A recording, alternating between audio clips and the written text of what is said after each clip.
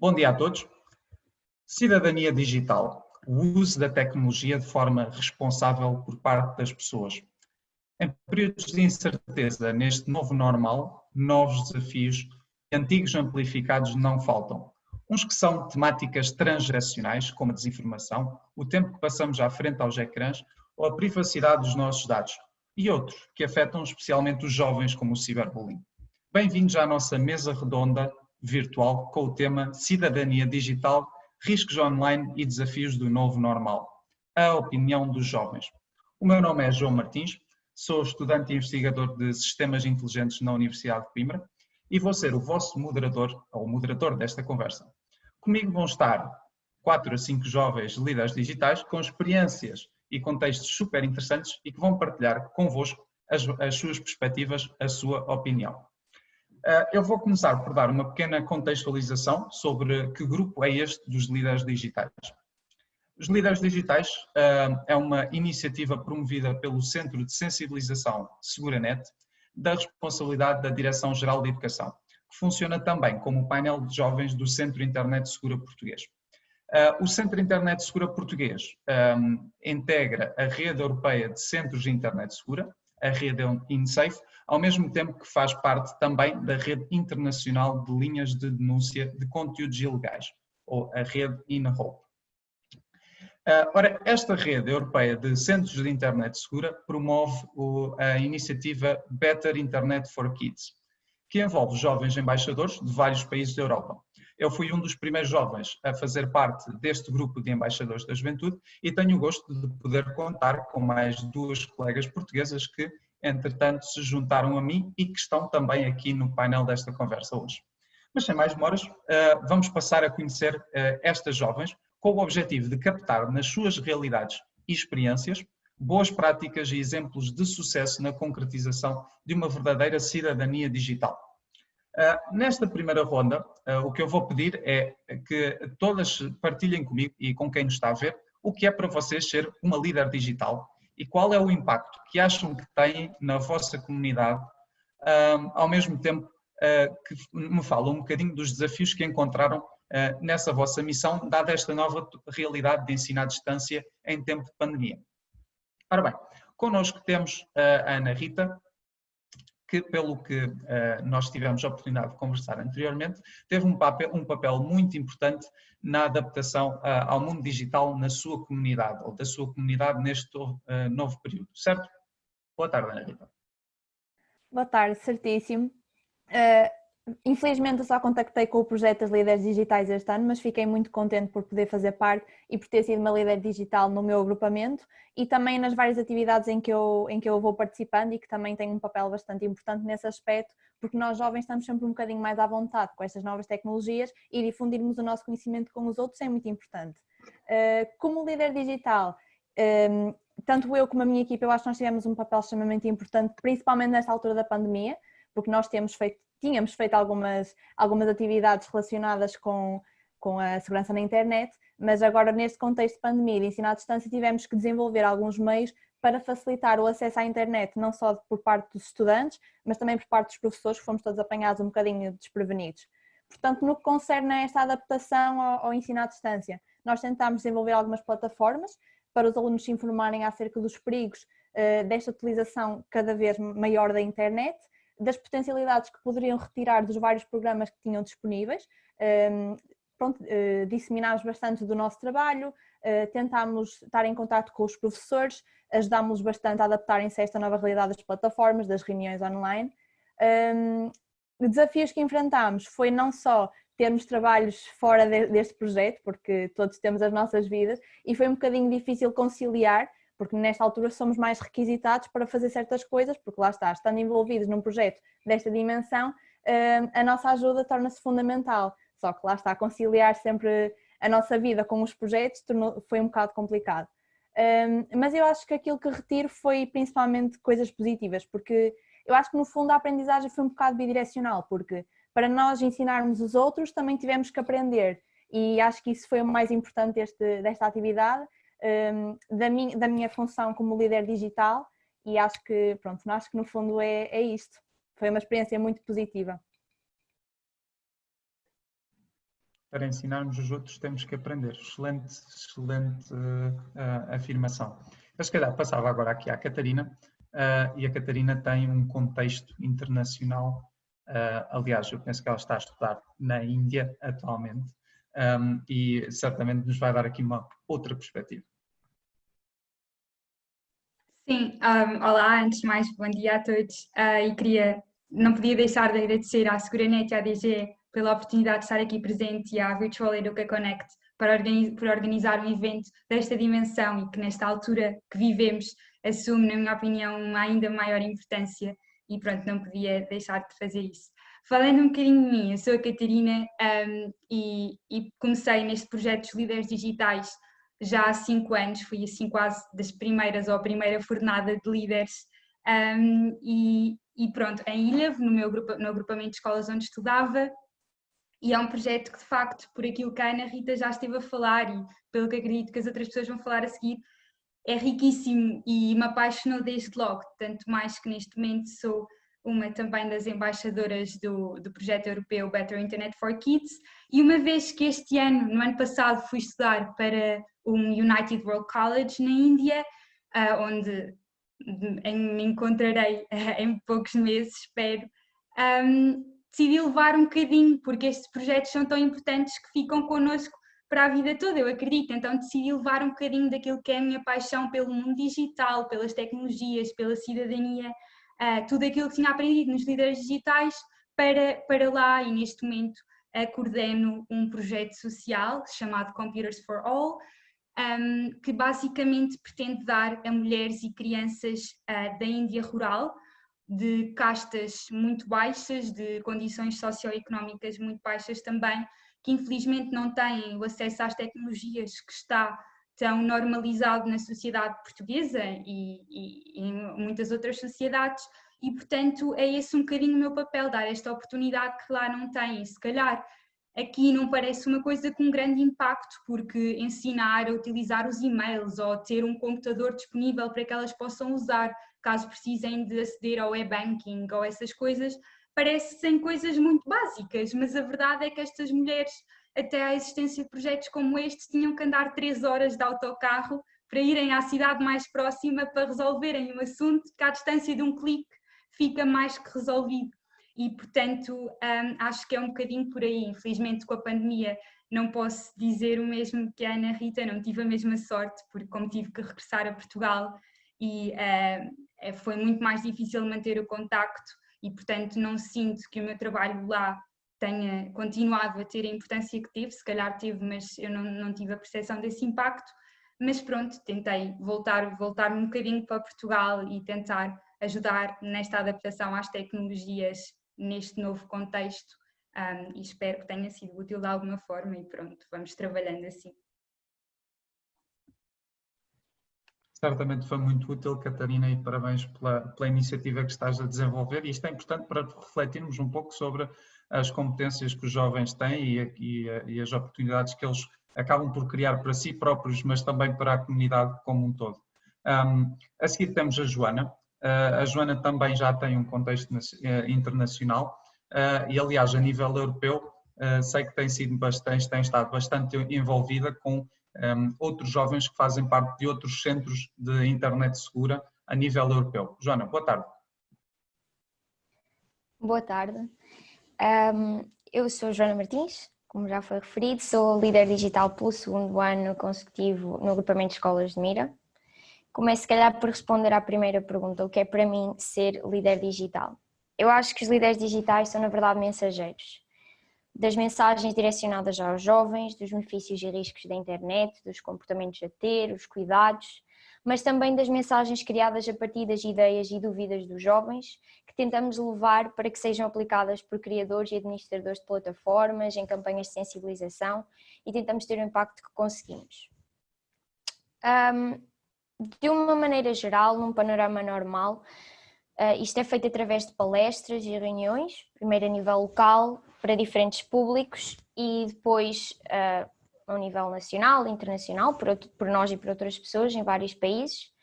E isso implica coisas que agora são postas em causa no panorama da pandemia, nós não podemos reunir-nos, e isso levou-nos a repensar as iniciativas que tomámos na escola e nas conferências em que era suposto nós participarmos. Assim, as nossas abordagens viraram-se um pouco para o digital, partilhámos conteúdos que já tínhamos produzido, criámos novos, partilhámos deles existentes criados por outras pessoas, nomeadamente certos vídeos partilhados pela Seguranet e por outras entidades interessadas nestes assuntos, por exemplo o Zig-Zag, e mantivemos, como o João estava a referir, uma campanha online no Instagram.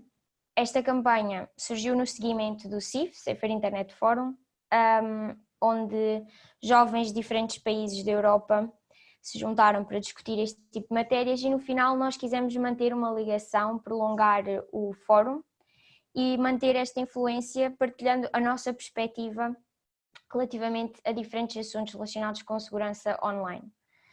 Assim temos a página bic.youth4youth, onde tentamos à distância produzir conteúdos e partilhar conteúdos que achamos relevantes.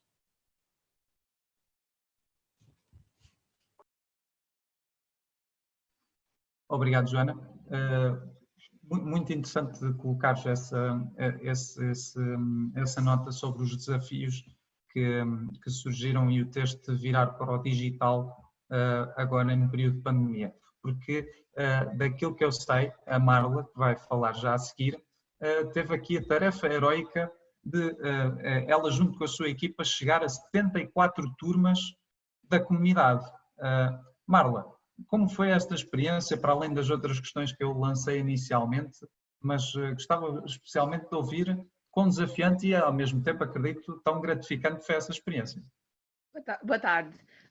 Eu faço parte dos líderes digitais já há 2 anos na minha escola. Começou um projeto muito pequeno, era eu e a minha colega Maria, mas felizmente este ano nós queríamos alargar o projeto de maneira extraordinária com a ajuda de muitos colegas que se interessaram pela iniciativa e conseguimos de facto chegar às 74 turmas da nossa escola, incluindo os cursos profissionais, que muitas vezes são deixados de parte, mas também são fundamentais são um dos nossos colegas que mais lidam com o digital. Nós fizemos uma divisão de temas. O nono ano nós falámos de vários temas em geral, porque ainda são muito novos e é preciso instruir sobre vários assuntos. Mas à medida que iam avançando os anos, nós fomos especificando. No 10º ano tratámos o tema da privacidade, no 11º as fake news e no 12º nós organizámos um debate entre as turmas com o tema liberdade de expressão na internet, quão longe podemos ir sem ferir a dignidade humana, que foi uma experiência extraordinária. Nós tivemos contacto com a comunidade escolar de uma forma geral e tivemos muitas opiniões diversas. Muitos dos nossos colegas punham em causa o que nós estávamos a passar, a nossa mensagem, o que nos fazia pensar também, sempre a tentar inovar e a tentar fazer passar e chegar a melhor mensagem possível para que cada um tivesse, se orientasse e tivesse consciência de quando usa a internet, dos perigos e dos cuidados que deve ter. Conseguimos também participar, eu e a Maria, no InCode 2030, no Porto, no qual o Ministro da Educação foi o moderador, e participámos junto com os líderes digitais Benjamins e pudemos estar em contacto com as gerações mais jovens e a ver o trabalho que eles felizmente estão a realizar desde tão pequenos. Falámos com eles, demos conselhos para que eles continuassem na iniciativa, que é de extrema importância. Participámos ainda no Fórum da Cidadania Digital em Oeiras, com a ajuda da polícia. Teve um público-alvo mais direcionado à sociedade civil, que também é super importante, porque isto não é uma iniciativa que diz respeito apenas aos alunos e aos jovens, mas também de uma forma geral a toda a comunidade.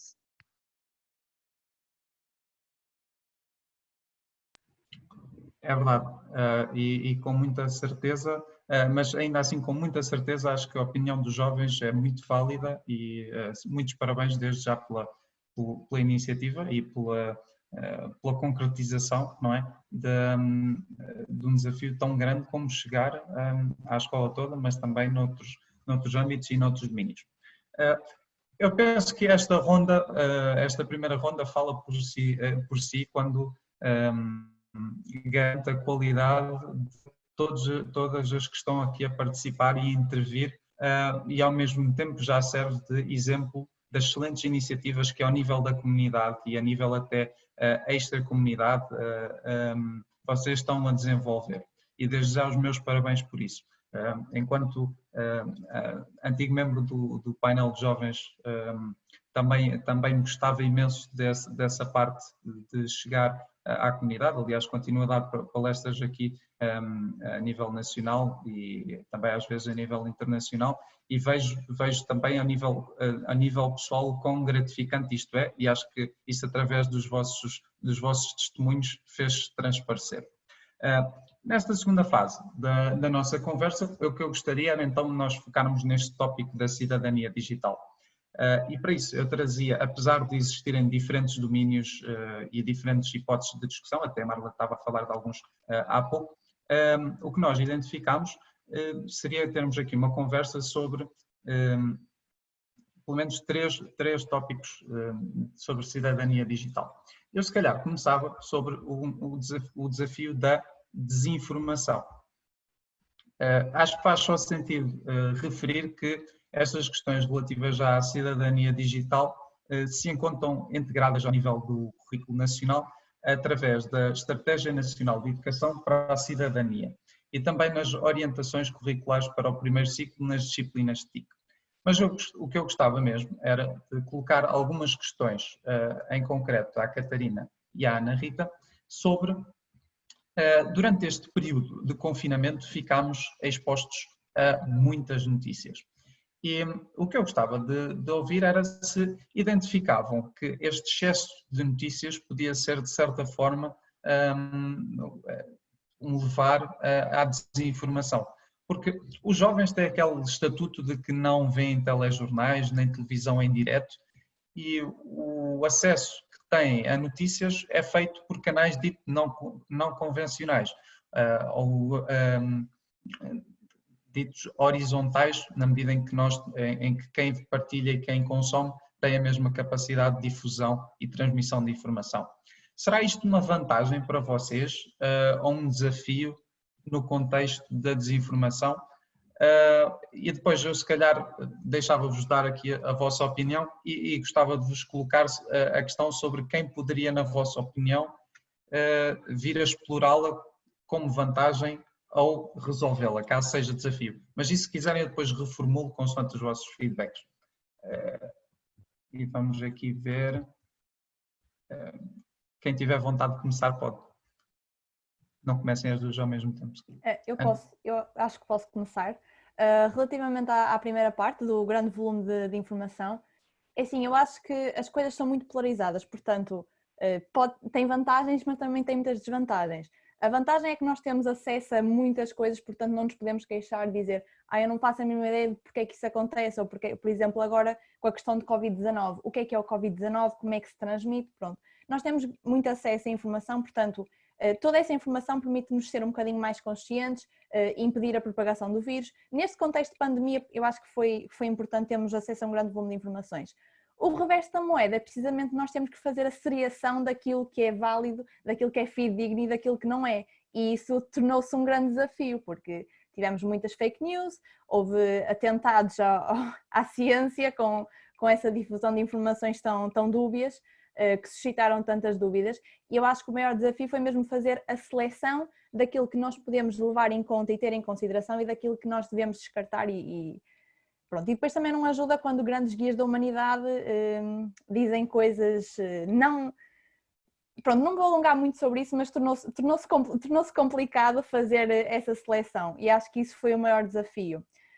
Relativamente à questão dos jovens não verem noticiários, eu tenho muita pena que a sociedade de jovens esteja tão estereotipada, porque eu não me identifico nada com isso, e aquilo que eu tento passar aos meus colegas e às pessoas com quem contacto é precisamente de que nós devemos ser conscientes para o mundo que nos rodeia e não nos devemos aliar das notícias da realidade do nosso país e ir para além fronteiras. Portanto, eu acho que cada vez mais os jovens têm consciência para isso, tentam envolver-se mais nestas questões. Aliás, na minha escola, eu acho que isto acontece, os professores estão-nos sempre a dizer, vocês sejam cidadãos ativos, sejam cidadãos dinâmicos, porque isso é não só bom para a vossa sociedade, mas também para vocês, numa questão de desenvolvimento pessoal. Portanto, tenho pena que os jovens, mas acontece, nós somos muito vistos como os desinteressados. Eu acho que não é tanto assim, apesar de nós se calhar não vermos tantos noticiários como uma pessoa mais adulta, nós tentamos nos informar de outras formas.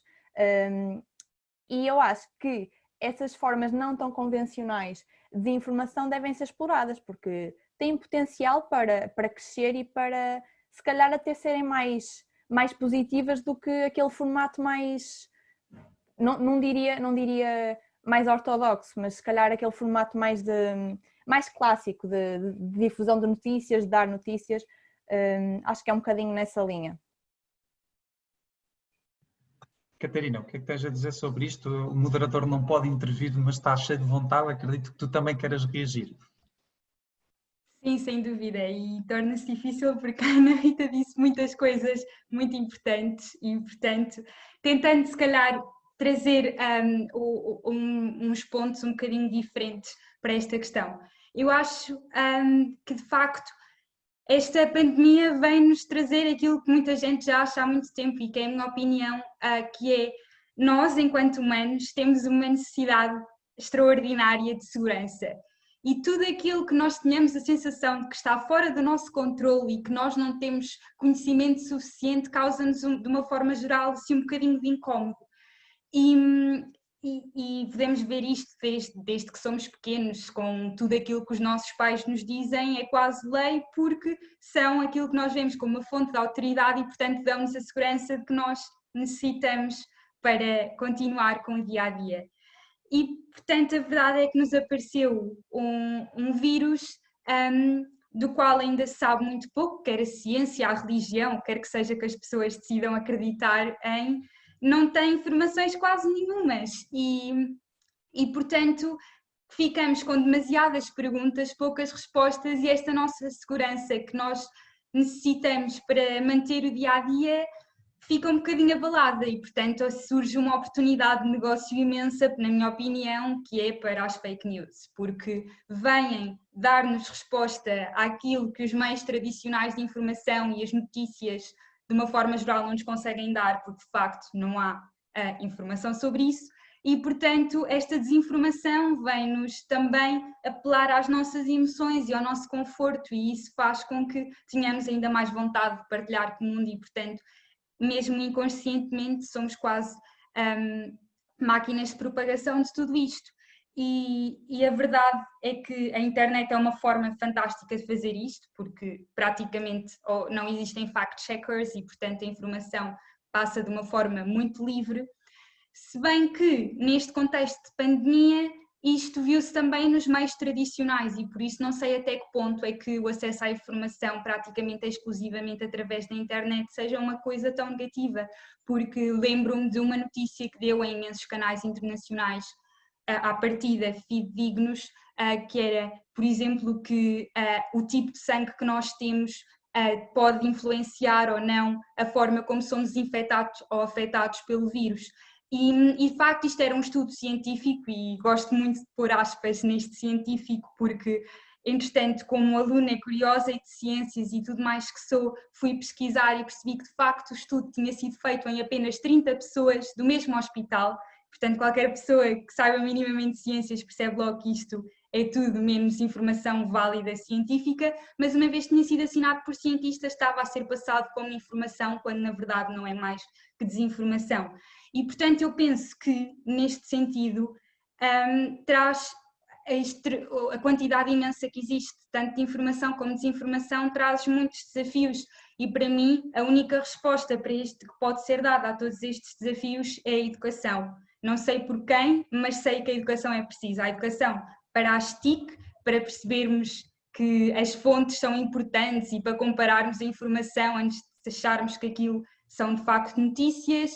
a educação, por exemplo, na área das ciências, que neste caso me foi útil para perceber uma educação pluridisciplinar nas ciências, neste caso, ou nas artes, ou nas línguas, tudo pode ser útil, e também nas soft skills, o apurar o sentido crítico e tudo mais. Portanto, acho que se há algum investimento e há alguma resposta para estes problemas que estão a acontecer, é sem dúvida a educação, e acho que é isso importante. Certamente, de forma muito abrangente, falámos aqui sobre muitos pontos relevantes, nomeadamente que os jovens não assistem ou não consomem estas notícias por fontes ditas convencionais, e isso é um tema muito interessante. Aliás, um facto que eu aqui tinha por parte de Nicolau Santos, da agência Luz, é que num estudo que foi feito, 65% das pessoas da sociedade, aliás, informam-se pelas redes sociais, e isso traz realmente hoje em dia muitos desafios, dos quais vocês tocaram muito bem. Noutro tópico, ou se calhar até consequência deste mesmo que nós estamos a falar, temos então o tempo que passamos à frente dos ecrãs. Eu aqui tenho algumas questões que eu acho que a Marla vai aqui esclarecer connosco, em que toda a gente sabe que hoje em dia transportamos este género de apêndice ou prolongamento digital, também conhecido vulgarmente por smartphone, não é? E que andamos com ele para todo lado. Que consequência é que vês, Marla, que isto pode ter nos utilizadores? Porque tivemos realmente este período de confinamento e parece que os ecrãs eram a nossa única janela para o exterior, a única coisa que nos conseguia transportar para lá das paredes da nossa casa. E achas que há espaço para que a escola, dada também a tua experiência, porque assististe certamente a aulas já à distância, achas que há espaço para uma escola que passe a ser apenas parte do teu ecrã e do ecrã dos teus colegas? Pronto, vou tentar responder as 3 perguntas.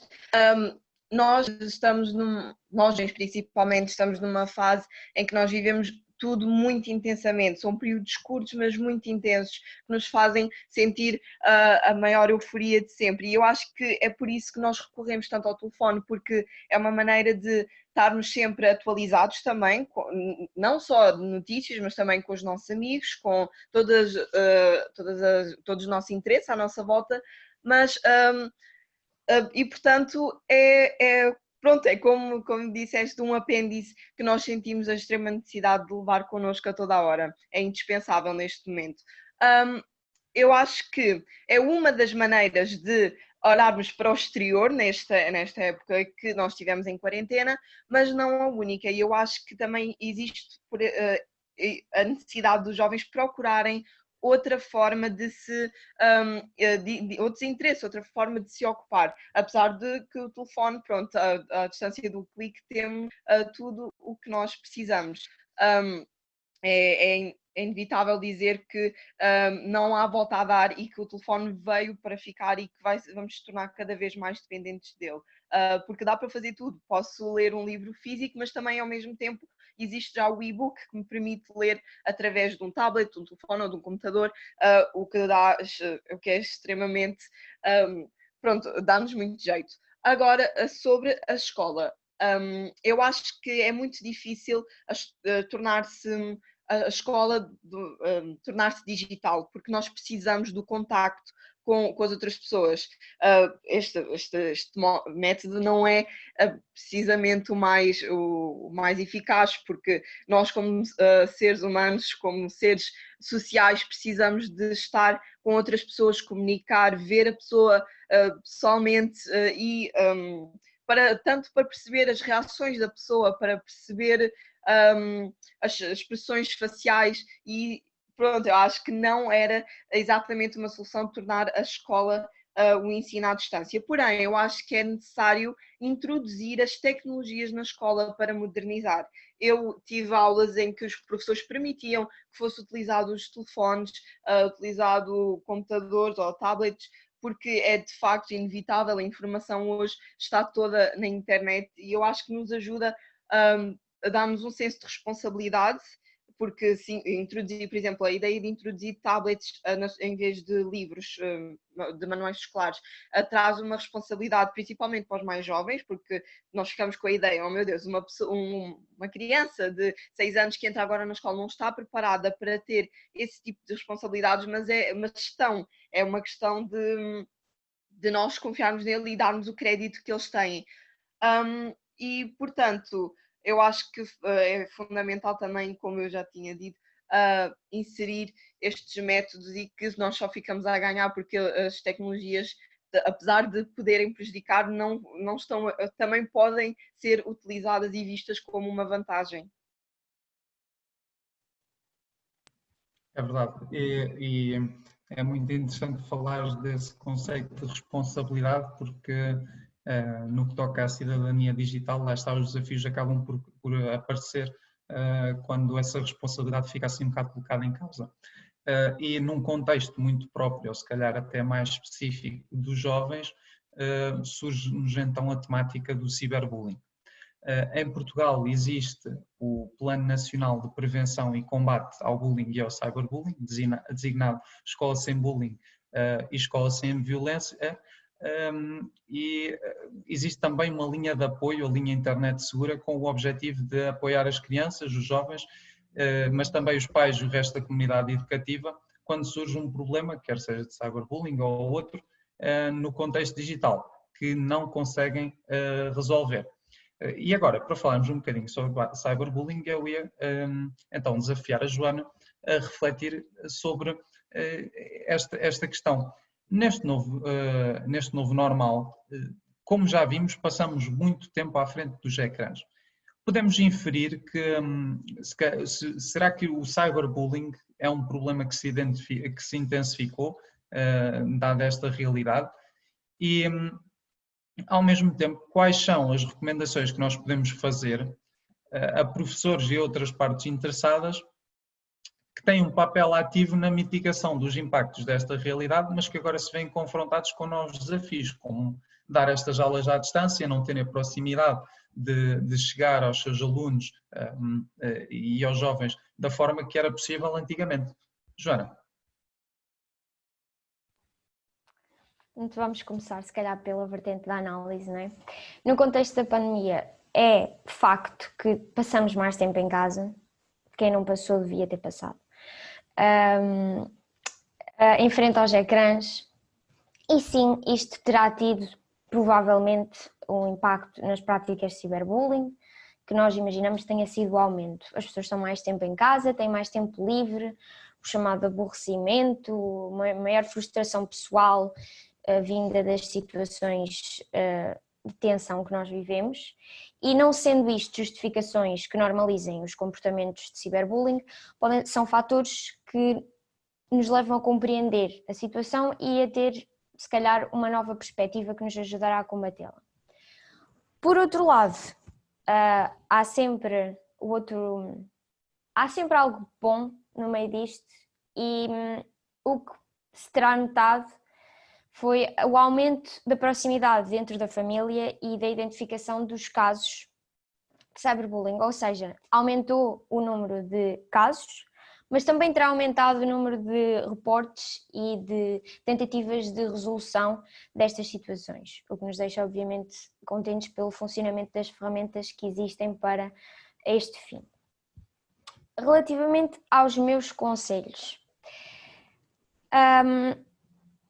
lá está, neste contexto em que estamos mais tempo em casa e estamos mais tempo juntos, eu alerto para que os familiares estejam atentos uns aos outros, não só aos jovens, mas entre adultos também, atentos aos sinais que podem evidenciar o sofrimento de cyberbullying, ou mesmo que podem evidenciar que alguém é um agressor, alterações comportamentais, de isolamento, e tentar diminuir os fatores que nós analisámos anteriormente, que podem conduzir à necessidade de libertação de frustração por estes canais menos próprios, ou seja, tentar manter um ambiente saudável, pensar nas preocupações de todos, discutir estes assuntos, não necessariamente relacionados com o digital, mas talvez com a pandemia, preocupações pessoais para evitar o desequilíbrio que conduz a estas práticas.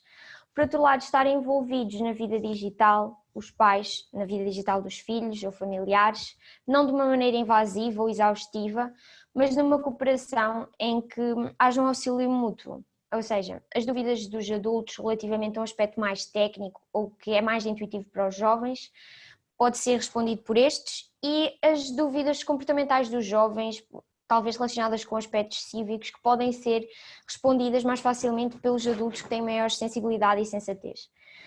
Aproveitar também para referir que este tempo livre que nós temos é uma boa oportunidade para nos informarmos de uma maneira leve, com um filme sobre um bom tópico, com um jogo em família, para desenvolver bons valores e para se informarem de uma maneira pouco pesada. E não só no contexto de família, mas também no contexto de escola, no contexto profissional, porque é um desafio de todos.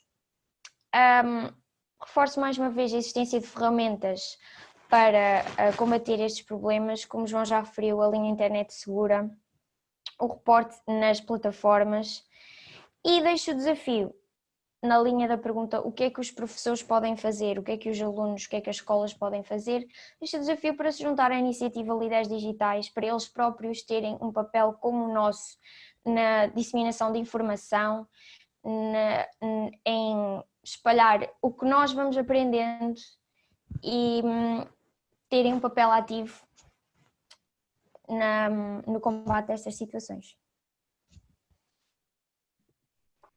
É verdade, toda a gente tem realmente um papel nesta situação, uns de forma mais ativa, outros de forma indireta, mas acho que somos todos responsáveis por criar um melhor ambiente digital.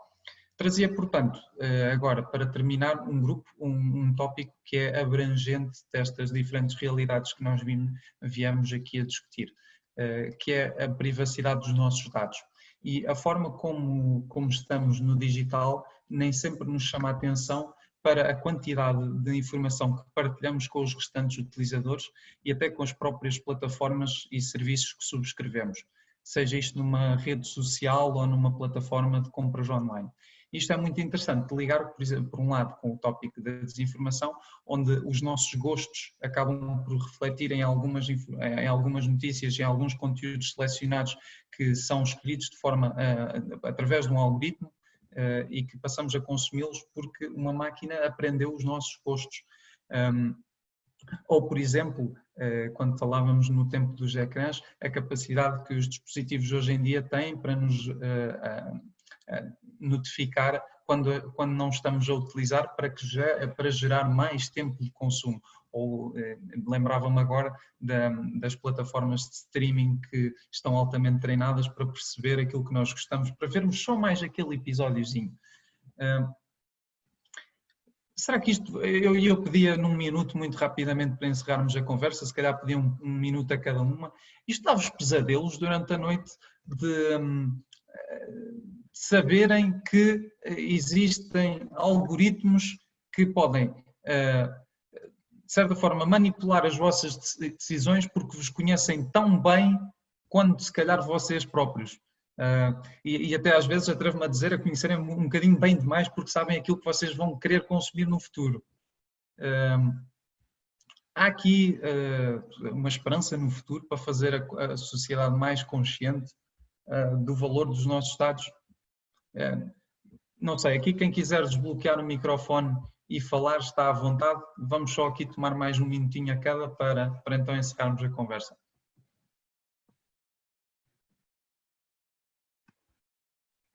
Se calhar posso começar.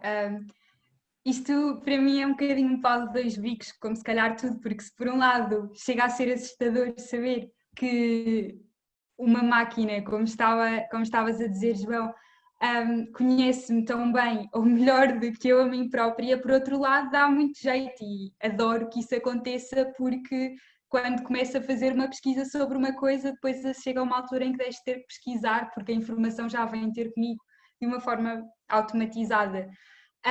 Acho que o importante é mesmo por aí. Não sei se há expectativas de que as pessoas comecem a ter mais cuidado ou não com isso e estejam mais informadas, mas acho que a única coisa que se tem que fazer é de facto dar acesso a essa informação às pessoas para que todos percebamos o que é que está a acontecer e o que é que esta privacidade dos nossos dados consiste, para que depois cada um possa tomar a decisão informada se de facto concorda com isto ou não. Eu pessoalmente concordo com os meus, não posso falar dos dados dos meus vizinhos, acho que é por aí. Mais visões, muito rapidamente para encerrarmos aqui a nossa conversa. Ana Rita, eu concordo com aquilo que a Catarina disse, mas eu gosto muito destes assuntos e leio bastante sobre machine learning, deep learning, tudo o que Alan Turing escreve eu gosto de ler. E assusta-me um bocado o facto de sempre que nós estamos numa página aparecer lá se aceitamos as cookies, e grande parte das pessoas que eu conheço aceita logo, portanto estão a partilhar informações de uma maneira tão involuntária que nem elas sabem. Não sabem que cada vez que visitam uma nova página estão a deixar lá uma marquinha sem sequer saberem. E isso assusta-me um bocado, e aqui vai tocar um bocadinho o tópico da desinformação, porque nós às vezes nem sabemos bem aquilo a que estamos à internet a dar acesso. Portanto, eu gosto muito, tal como a Catarina disse, é muito bom que as informações depois vêm em catadupa, já nem tenho que me esforçar porque as coisas vêm a mim, nem tenho que fazer um grande esforço para obter as informações, mas assusta-me um bocado às vezes a máquina conhecer melhor do que eu mesma. Chega a esse ponto e as máquinas estão em desenvolvimento, tu melhor do que eu saberás isso, João, e pronto, isso assusta-me um bocado.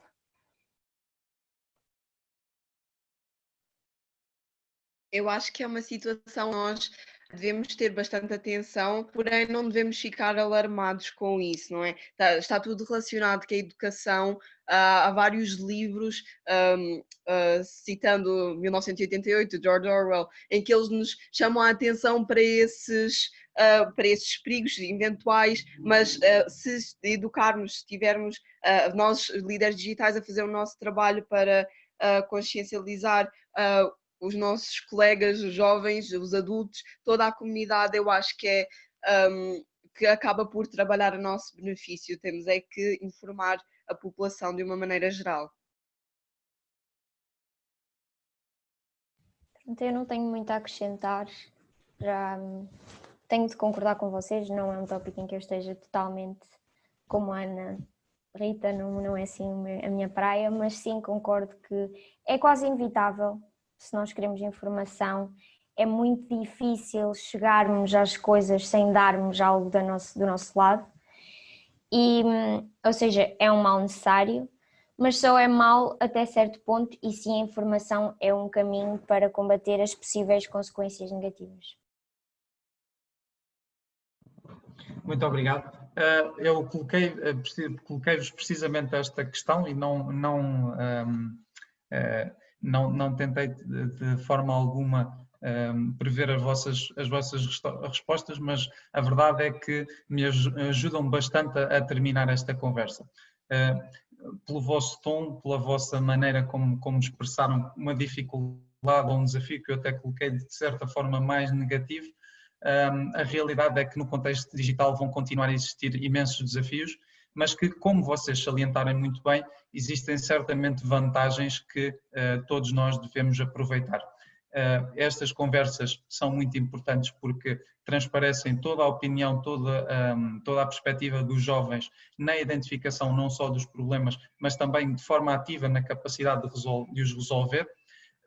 E acho que são, para além de ser uma conversa contínua, porque este tipo de discussões e o projeto dos líderes digitais vai acontecer, vai promovendo estas discussões de forma contínua, resta-me apenas concordar convosco. É realmente um novo digital, vivemos também numa nova realidade com acesso a novas competências, mas também com novas realidades de ensino em casa e, portanto, resta-me apenas agradecer-vos pelo vosso contributo, pelas vossas experiências, mas também dar-vos uma palavra de muito sucesso e continuarem, acima de tudo, a promover da forma como vocês já estão nas vossas comunidades esta promoção da cidadania digital. Espero também para os que nos estão a ver que esta conversa tenha sido tão gratificante como foi para mim e vemo-nos por aí, seguros. Obrigado.